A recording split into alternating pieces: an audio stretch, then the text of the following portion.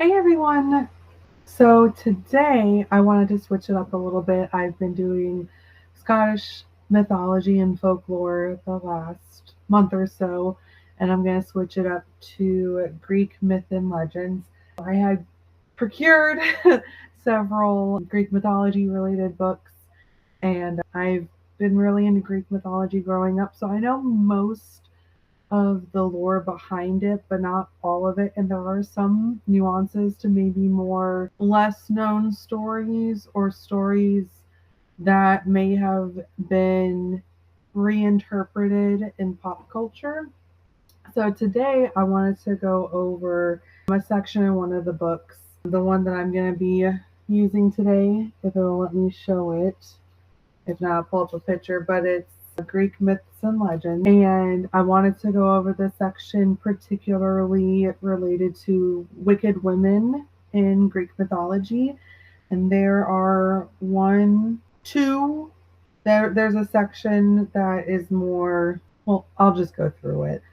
I know in some of the Greek myths, there are several women that are characterized as being evil, and then they're like reimagined in some books, especially in the last couple of decades, as if they've been misunderstood or looking at it from a different lens, kind of like how Lilith, let's just say, in Christianity and some other cultures that have that, in their beliefs or stories or however you want to word it, they have her being characterized as evil and wicked and, going against God and her husband and all these things. And then, lately reimagined as being more feminist. And so it's kind of in that same vein that I've seen some of these characters reworked in a way as more of a feminist viewpoint, but I'm not 100% sure the original story or the original myth that that reimagining is based off of. So that's something that I think I'd be interested to explore more. So for this section, it has a few of them, and I can do more deep dives into some of them. But for wicked women, wickedness, greed, pride, and stupidity were all punished by the gods in appropriate ways. I guess appropriate's going to be subjective. So we'll see about that. But amongst the characters whose behavior offended the gods were several wicked women. These misdeeds of some The misdeeds of some of the most famous ones are below. Phaedra was the second wife of the hero Theseus. She was jealous of Hippolytus, Theseus's son, by his first wife. She made up a story that Hippolytus had attacked her. Theseus was appalled and asked Poseidon to punish his son. As Hippolytus drove his chariot along the beach, Poseidon sent a huge wave which which scared his horses, making them bolt. There was a terrific crash and Hippolytus was killed. When Theseus learned that Phaedra had lied, she hanged herself to escape his anger. So I'm not super familiar with that myth itself. I am familiar with Theseus, obviously Poseidon. If you know anything about Greek mythology, Poseidon, you should know. That's just how it is. I would probably have to do a deep dive on that one to really see what happened at the end, because I know that, especially with like Heracles and Hera, she was able to cause madness, which caused Heracles to, unalive his entire family and start him on the journey that makes him the most famous, arguably the story that makes him famous. And so I would need to know more about that. Danaus's I don't know that one. Danaus, Danus's daughters. Danus and Aegetus. I don't know that one. See, some of these names are hard. Like, if you're used to hearing them where you're familiar with the word and you like figure out how to pronounce it, then it just rolls right off. If you're not familiar with the name or some of these words, it takes a hot minute to figure it out. But they were grandsons of Poseidon. So they are quarter deities, basically. So they're 3/4 human, a quarter Olympian. One had 50 sons and the other had 50 daughters. I think I'm vaguely familiar with that. Was that there was 50 sons and there were 50 daughters. When their father died, the twins quarreled over their inheritance. Aegetus suggested that his sons should marry Danaus's daughters to make peace. I remember a story about that where there were 50 sons, there were 50 daughters. In order to maintain peace, they had to pair up.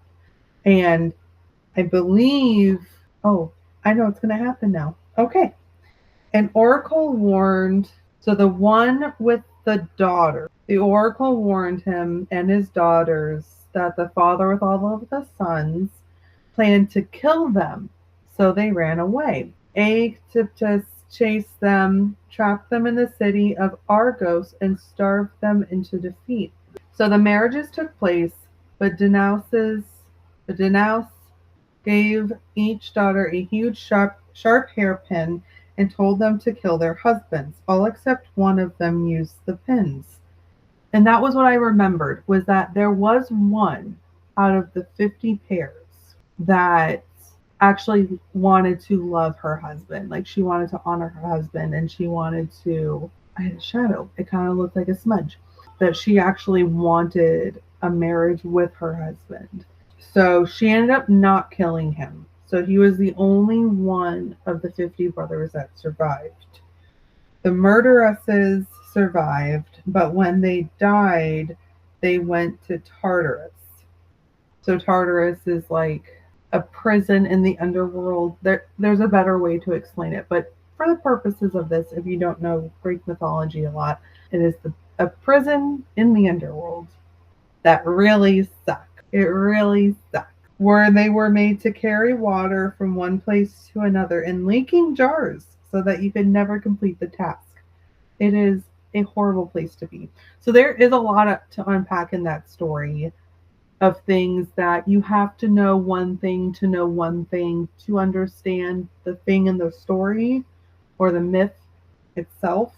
Which, see, and this is one of those things where it's not hard from the way it's described and the way that I remember it being told to reimagine. Like, there are 50 women. There are 50 adult women who don't want to marry their cousin or their second cousin. They don't want to be with them. So they run away. And then they get trapped. And then they get forced to marry them. And they're not very nice to them either. So they do a very horrific act and in desperation for freedom. And one of them doesn't follow through for her own reasons. And then they're all punished for all eternity in Tartarus. See, there's just some of them in there that you're kind of like, all right, I know. King Athamas had 2 children, Phrixus and Hele. Their mother was Nephil, the cloud woman. So that is a story that precedes this myth, right? And you have to know that situation to understand this one. But for the purposes of this, their mother was a cloud. That's all you need to know for the moment.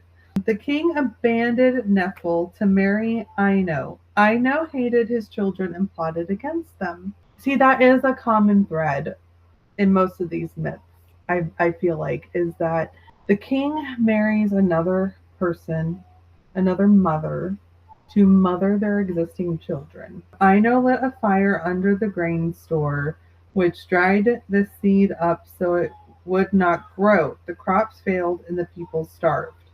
Athamas went to the oracle at Delphi to ask what to do. Ino bribed the messenger to say the oracle's advice was to sacrifice his son. 1. Athamas sent to the oracle at Delphi to ask what to do. Ino, so the second wife, bribed the messenger to say the oracle's advice was to sacrifice.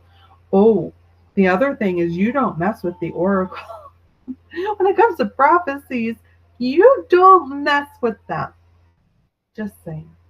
Don't mess with the prophecy. Don't do it. I'm going to take a pause. Okay. I'm back. Okay. So then, Athamas sadly prepared to kill Phrixus, which I didn't realize that was the name. Like, I'm familiar with the story, but I didn't realize that was the name. I kind of like the name. Phrixus. I really hope that's how it's pronounced, because it's really cool. But Hera sent a golden ram to rescue him in Helle. So that was I think that was the daughters. I think there was a son and daughter. She also made Athamas so angry that he forced Ino to jump off a cliff and drown. Now, the other thing that I don't know if it is any way important to this story. Hera is the goddess of marriage, childbirth. Like, she is a very prominent, like, besides the fact that she's married to Zeus and is the queen of the gods in Olympus, right?